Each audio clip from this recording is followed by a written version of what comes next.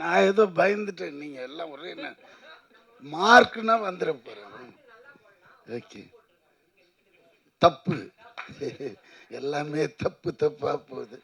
இருந்தாலும் good evening everybody. இந்த Khan city படம், இந்த டைரக்டர் ஒரே ஃபோன், சார் இது ஹிட் ஆயிடுச்சு, அதனால் நீங்கள் இது வந்ததுன்னு தெரியல போனதுன்னு தெரியல, இதுக்கு போய் என்னையா விழா கொண்டாடுறீங்க, அசிங்கமாக இருக்குது வதிரன்னு. இல்லை இல்லை எங்கே இருக்கீங்கன்னு, நான் ஆஃபீஸில் தான்மான்னு.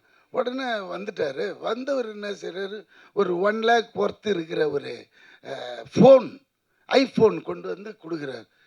இது என்ன, நான் முன்னாடியே சொன்னேன்னே சார் படம் ஜெயிச்சுதுன்னா, என்ன திருப்பி ஜெயிச்சுதுன்ற, வந்ததும் போனதும் தெரியலையா, என்ன கூட ஒருத்தம் கூட கேட்கலையா இதை பற்றியே, எப்படி ஆனதும் கேளுங்க, சிரிக்காதீங்க, விஷயத்தை கேளுங்க. நீங்க பேசிட்டீங்களா, நீங்க பேசுனது இது வேற மாதிரி இருக்கும் தப்பா. ஆமா, இல்லை இல்லை என்னடானா, இதுல என்ன விஷயம்னா, அப்போ எடுத்து வைக்கிறாங்க டேபிளில் கணக்கு, தேட்டர் இவ்வளோ பண்ணிச்சு, ஓடிடி இவ்வளோ பண்ணிச்சு அப்படின்னது நம்மளுக்கே தலை சுத்திடுச்சு. என்னடா தெரியாமல் இந்த படத்தை சின்ன படம்னு சொல்லிட்டேன், ரொம்ப சாரி ஹரீஷ்னு எங்கே அது இருக்கிறானே.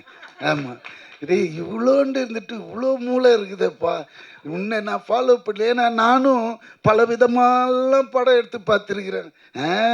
ஒரு பைசா நின்னது கிடையாது, வெறும் கெட்ட பேர் தான். ஆனால் இவன் ஒரே படத்தில்ங்க எல்லாத்தையும் எடுத்துகிற. என்னன்னா அவன் மல்டி இது டேலண்ட்டு. எப்படின்னா ப்ரொடக்ஷன் தெரியுது மெயினாக, அதுக்கப்புறம் டைரக்ஷனும் தெரியுது, ஸ்க்ரீன் பிளே தெரியுது. இங்கே என்ன செஞ்சுட்டா, ஹீரோ வரலையா, போயிட்டாரு. இல்லை இல்லை, இந்த ஹீரோ வச்சு இந்த ஓட்டு ஓட்டிட்டான்னா இன்னும் பெரிய ஹீரோ யாருன்னா கிடைச்சிதுன்னு வச்சுக்கோங்களேன். இதை விட ஒரு 5 times. மக்கள் இன்னைக்கு யாருமே தேட்டருக்கு வர்றதில்லைன்னா கம்ப்ளைண்ட்டு. அப்படியே வர்றதா இருந்தாலும் இந்த ப்ளூ சட்டை மாறன் நிறுத்திடுவார். அப்படிலாம் போகக்கூடாது. இந்த படத்தில் அது இல்லை இது இல்லை, அவன் பட்டன் போடலை, வெறும் காட்டிலே போய் ஓட்டிட்டானுங்க. இவர் போனார்னு தான் தெரியும். ஆனால் நான் அவரை குற்றம் சொல்ல, அவரோட சுபாவம், அவர் அதுக்காக படைக்கப்பட்டவர், அதனால அது தப்பே இல்லை. நான் என்ன சொல்றேன்னா, நம்ம படம் எடுக்கிறதுக்கு முன்னாடியே அவர்கிட்ட கதையை சொல்லி, ஐயா இது ஓடுமா, எப்படி அண்ணாச்சி அப்படி கேட்டுட்டோன்னு வச்சுக்கோங்களேன், அவரோட அப்ரூவல் வாங்கிட்டு போன மாதிரி ஆயிடும். பேசவே முடியாதுங்களே, புரியுதுங்களா? அப்புறம் இன்னொரு விஷயம் சொல்றேன், கலெக்ஷன் 23 ஜனநாயகன் ரிலீஸு, நம்ம முதல்வரோட படம். அந்த படம் ஆல்ரெடி லீக் ஆயிடுச்சு. ஆனாலும் அவரோட டை-ஹார்ட் ஃபேனுங்க எனக்கு டைரக்டாக சொல்கிறாங்க, பார்க்கல, நாங்கள் தேட்டரில் தான் பார்ப்போம் அப்படின்றாங்க.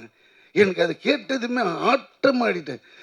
அதாவது பார்க்குறானுங்க யாரு, இந்த அம்மா அப்பா சம்பாதிச்சு வச்சு தின்னுங்கிறான்ல வீட்டில், அவனுங்க தான் இந்த ஓப்பன் பண்ணி நோண்டி பார்க்குறானே தவிர்த்து, உண்மையான ஒரு ரசிகன் அவன் இன்னும் வெயிட் பண்ணுறான் என்னைக்கு தேட்டரில் வரும் படம்ன்றது. அநேகமாக ப்ளூ சட்டையும் பார்த்துருக்கோம். நான் சொல்லுங்களேன். அதனால இது இப்படி போகிற காலகட்டத்தில் இந்த கலெக்ஷன் பண்ணதுன்னு இவன் சொன்ன பிறகுதான் இது தெரியுது, இவ்வளோ பெரிய கான்சிட்டியா, இவ்வளோ கலெக்ஷனா. அப்போ என்ன ஆகுதுன்னா, நம்மளுக்கு இந்த மாதிரி படங்கள் எடுக்க ஒரு ஆர்வம் வருது, புரியுதுங்களா? போட்டா, ஆனால் அது நம்ம போட்டால் வராது, அவன் கை ராசி. நம்ம போட்டால் பிடிக்கும், அது அவர் போட்டாருன்னா விழும் தாயம். அதுதான் சில கை ராசி இருக்கு. நம்ம அதனால இவ்வளோ கஷ்டப்பட்டு போய் நடித்து பண்ணும்போது சந்தோஷமாக இருக்குது, கேட்கும்போது இந்த படம் இவ்வளோ பண்ணிச்சான் அப்படின்னும்போது. அதனால அதுக்கப்புறம் வேறு என்ன சொல்கிறது, இதுதான் மெயின். நான் அப்புறமா வரக்கூடாதுன்னு இவர் சொன்ன இந்த விஷயம்லாம் கேட்டதும் நம்மளுக்கே ஒரு புல் அரிக்குது இப்போ கூட. அதனால தான் வந்துட்டேன் நான். வேறு என்ன தலைவன், அடுத்த படம் எப்போ ஆரம்பிக்கிறீங்க? பார்த்தீங்களா?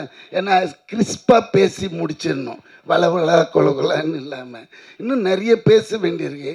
ஆனால் இந்த சப்ஜெக்டை விட்டு வெளியே போயிடும், அது வேண்டான்னுவே இதோட என் பேச்சு நிறுத்திட்டு, இந்த உண்மையிலே டைரக்டருக்கும் இதில் வேலை செஞ்ச அனைவருக்கும் என்னோட வாழ்த்துக்கள். தேங்க்யூ.